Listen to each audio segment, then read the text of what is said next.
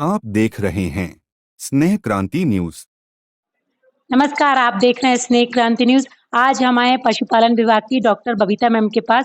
चलिए चर्चा करते हैं कल माननीय पशुपालन मंत्री जी से डॉक्टरों के साथ मिलकर उन्होंने सार्थक ऐप के बारे में क्या चर्चा की। नमस्ते मैम। ये जो सार्थक ऐप है, जिसके बारे में आपने माननीय मंत्री जी से चर्चा की, तो आप बताएँगी इस ऐप के बारे में और क्या चर्चा हुई आपकी? देखिए, ये ई अटेंडेंस है जो अभी शासन लागू करना चाहती है। इस विषय में हमने माननीय मंत्री जी को जो फील्ड में जो समस्याएँ इस ऐप से आएँगी उससे अवगत कराया। क्योंकि हमारी निष्ठा सरकार के प्रति है, हमारी निष्ठा पशुओं के प्रति है, कृषकों के प्रति है, पर हम लोग कोई भी ऐसी विचारधारा जिसमें प्राइवेट सेक्टर का विज़न हो उसको हम लोग समर्थन नहीं करना चाहते। हमने माननीय मंत्री जी को निवेदन किया कि आप मौखिक निर्देश भी देंगे कि हम और हमारे डॉक्टर आधी रात को भी हम अस्पतालों कार्यालय में बैठे तो बैठेंगे, पर हम किसी भी प्राइवेट संस्था से जुड़कर काम नहीं कर सकते, क्योंकि हम देख रहे हैं कि 1962 हमारे यहाँ मोबाइल एम्बुलेंस चल रही है, तो उसमें जो सार्थक ऐप लागू किया है, तो हमारे डॉक्टर कई बार अटेंडेंस लगाते हैं, इसके बाद भी उनकी तनख्वाह कट रही है, उनको ह्यूमिलेट किया जा रहा है तरह-तरह से। अब हम डॉक्टर से हम लोग पशुओं का ध्यान रखेंगे, पोस्टमार्टम करेंगे, ट्रीटमेंट करेंगे, एआई करेंगे कि सार्थक ऐप की फॉर्मेलिटी पूरी करेंगे कि इधर अटेंडेंस दो, उधर अटेंडेंस दो, चेहरा दिखाओ और है ना आँखों को ब्लिंक करो, तो ये सब है ना काम ये सब करने का हम लोग के पास समय नहीं है, क्योंकि हम लोगों के पास पहले ही बहुत समस्याएँ हैं, क्योंकि हम देख रहे हैं कि हमारी संस्थाओं में पियून नहीं है, एवीएफओ नहीं है, सरकारी भर्तियाँ बंद है, अस्पताल है ना, मैं एक डॉक्टर को 2-2 संस्थाओं का चार्ज मिला है क्योंकि सरकारी भर्तियाँ नहीं हो रही। पहले ही इतने सारे टारगेट हैं और हमारे डॉक्टर उन टारगेटों में ही बहुत ज़्यादा समस्याओं को फेस कर रहे हैं और जैसे-तैसे वो मैनेज करते हैं और हमारे अधिकारी हैं, चाहे डायरेक्टर हों, चाहे डिप्टी डायरेक्टर हों, इतनी कम सहूलियतों में, कम स्टाफ से इतने बड़े-बड़े काम करवा रहे हैं और वो किस तरीके से मैनेज कर रहा है, ये हम और हमारे डिपार्टमेंट ही जानते हैं। इसलिए है ना, इस चीज़ को माननीय मंत्री जी को अवगत कराना ज़रूरी है कि हमारी जवाबदेही हमारे अधिकारियों के प्रति है, हमारे डायरेक्टर के प्रति है, हमारे डिप्टी डायरेक्टर के प्रति है। ये सार्थक ऐप, ये प्राइवेट सेक्टर का जो विज़न है दमनकारी, इसका हम समर्थन नहीं करेंगे। क्यों? क्योंकि सरकार की जो नीतियाँ हैं, उन्हीं पे हम लोग को विश्वास है, इसलिए हम सरकारी सिस्टम में हैं और इसलिए हम सरकार के साथ मिलके काम कर रहे हैं। नहीं, हम लोग भी प्राइवेट सेक्टर में जाते और 10-10 लाख 1 महीने का कमाते, पर हमको नहीं कमाना, क्योंकि हमें अपने सरकार के संरक्षण में सुरक्षित अपने बेहतर काम करना है, ना हमें किसी का दमन करना है और ना किसी से अपना दमन करवाना है।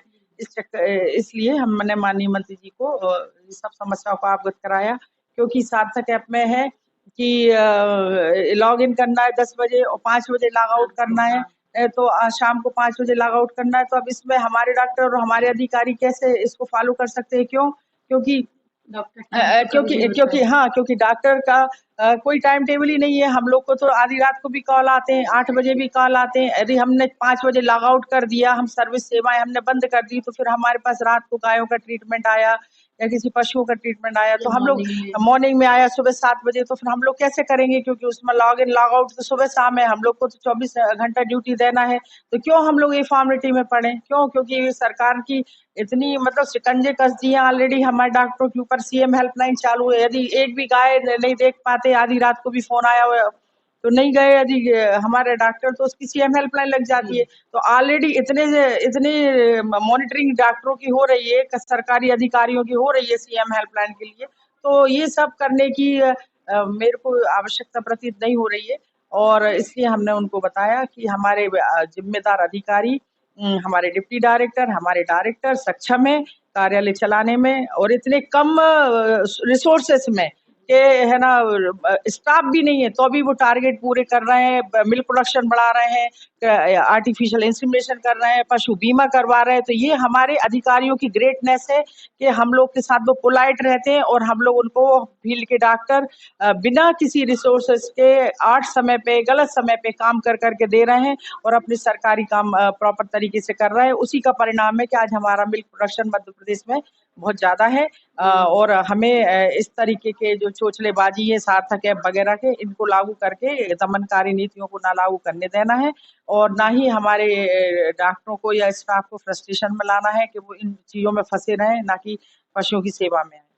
मैम आपने जो कल मुद्दा उठाया उसमें आपको कितना समर्थन मिला है? कि कितने डॉक्टरों का समर्थन मिला? हमारे 40 डॉक्टर तो कम से कम पूरे प्रदेश से हमारे यहाँ आए थे माननीय मंत्री जी के यहाँ। हमने ज़्यादा लोगों को नहीं बुलाया था क्योंकि हमने सिर्फ़ अपने पदाधिकारियों को ही बुलाया था और पूरे प्रदेश के लोग इसका समर्थन नहीं कर रहे हैं क्योंकि हमारा फ़ोकस पशुओं की सेवा में होना चाहिए, कृत्रिम गर्भाधान में होना चाहिए, मिल्क प्रोडक्शन में होना चाहिए, ना कि इन सब चीज़ों में कि इधर से अटेंडेंस लगाओ, लॉग इन करो, लॉग आउट करो। इसमें ये बिना मतलब की फ़ॉर्मेलिटी से काम नहीं होते, काम होते हैं ईमानदारी से, अच्छी नीयत से, जो हमारे डॉक्टर ऑलरेडी कर रहे हैं, हमारे अधिकारी ऑलरेडी करवा रहे हैं, हमारे अधिकारी बहुत सक्षम है, बहुत अच्छे से विभाग चला रहे हैं और इतने कम रिसोर्सेस में।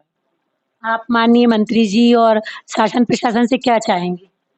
मैं माननीय मंत्री जी से और शासन प्रशासन से यही निवेदन करना चाहती हूँ कि हम प्राइवेट सेक्टर की कोई भी नीति सरकारी सिस्टम में ना अपनाएं क्योंकि उनकी नीति दमनकारी है। प्राइवेट सेक्टर को तो पैसा कमाना है, परंतु सरकार को देश चलाना है और जनता को सुरक्षित रखना है और खुश रखना है। तो मैम ये तो थी टाइम को लेके चर्चा और आपको इस ऐप में क्या समस्याएँ आ रही हैं? इस समय ई अटेंडेंस में एक प्रॉब्लम ये है कि इसमें डाटा ऑथेंटिक नहीं रहेगा कि ये दूसरा कोई भी ऑपरेट कर सकता है कि हम अटेंड हैं कि नहीं है। यदि किसी का किसी से रिलेशन अच्छा नहीं है जो ग्रुप एडमिन है तो वो उसके डाटा को मैनिपुलेट भी कर सकता है। और जो हम लोग रजिस्टर में साइन करते हैं वो एकदम ऑथेंटिक होता है, उसको कोई चैलेंज नहीं कर सकता। और मेरे नॉलेज में ऐसा आया कि कुछ महीने बाद इसके डाटा उड़ भी जाता है इसका। वो सही नहीं है क्योंकि आजकल आरटीआई चल रहा है। यदि 5-6 महीने बाद किसी की आरटीआई जानकारी मांगी तो हम नहीं दे सकते। तो जो रजिस्टर में साइन होते हैं वही ऑथेंटिक होते हैं। और दूसरा सुना है जीपीएस से मोबाइल की ट्रेसिंग भी होती है। तो ये मोबाइल तो हम लोग के पर्सनल है, सरकार ने तो अभी इनको दिए नहीं है हम लोग को। तो हमारा पर्सनल मोबाइल कोई दूसरी कंपनी ट्रेस करे, हम क्यों अलाउ करेंगे? तो इस तरीके की दूसरी बहुत सी समस्या आई हैं जो कि निजीकरण के जो अधिकार है उसका भी उल्लंघन हो रहा है और जिससे हम सभी डिस्कम्फर्ट हो रहे हैं। और इसलिए हमने सरकार को अवगत कराया कि इस पे विचार करें क्योंकि हमारी इमरजेंसी सेवाएँ हैं, इस सार्थक ऐप को हम लोग समर्थन नहीं कर सकते। धन्यवाद। तो ये था हमारी मैम का कहना कि डॉक्टर सिर्फ लिमिटेड समय के लिए अस्पताल नहीं आता है, डॉक्टर्स किसी भी अवधि में बुलाया जा सकता है। पशु जो सड़कों पे घायल होते हैं, वो सिर्फ सुबह 10 से 5 के बीच में घायल नहीं होते, सड़कों पे नहीं पाए जाते। कभी भी रात में भी घायल हो सकते और ज़्यादातर रात में ही घायल होते हैं क्योंकि रात में के सड़कों पे गाड़ियाँ चलती दिखाई नहीं देती तो घायल होते हैं। तो ऐसे में अगर डॉक्टर्स को एक लिमिटेड समय के लिए अस्पताल से बाँध दिया जाएगा, तो वो दूसरे समय में क्यों आएँगे? अभी 12 बजे रात में अभी कुछ दिन पहले एक पशु घायल हुआ था, तो उसको डॉक्टर अस्पताल लाया गया, उसको इलाज किया गया। तो ऐसे में अगर डॉक्टर को एक समय की अवधि के लिए बाँध दिया जाएगा, तो डॉक्टर सिर्फ़ उतनी समय अवधि के लिए अपनी सेवाएँ दे पाएँगे। बने रहिए स्नेह क्रांति न्यूज़ के साथ, मैं शर्मिला जैन, धन्यवाद।